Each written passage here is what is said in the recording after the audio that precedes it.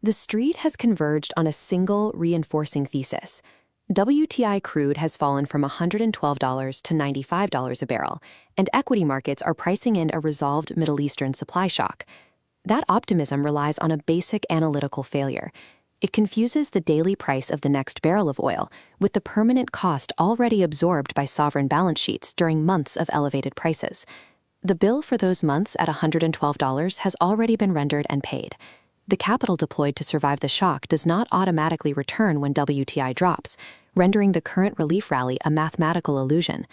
The relief we see today was purchased by the largest emergency stock release on record. 32 member countries of the IEA deployed 400 million barrels from their strategic petroleum reserves.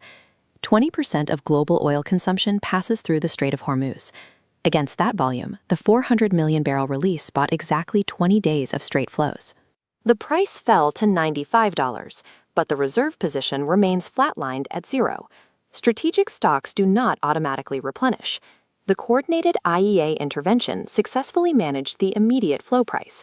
Doing so permanently consumed the emergency buffer meant for future disruptions. This dynamic splits the emerging market universe in two. Nations like Japan and South Korea hold over 200 days of strategic petroleum reserves.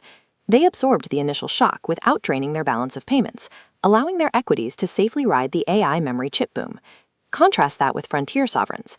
Nations like Ghana and Pakistan faced WTI $112 with thin buffers. They burned through their reserve capital to fund elevated import bills. For these credit markets, the balance sheet destruction is permanent.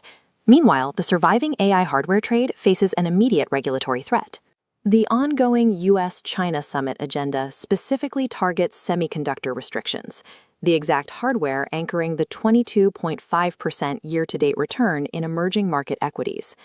The reconciliation premium from the summit and the technology restriction agenda cannot exist in the same assets. A structural chasm now separates the threatened AI tech boom from the devastated frontier sovereign credit markets.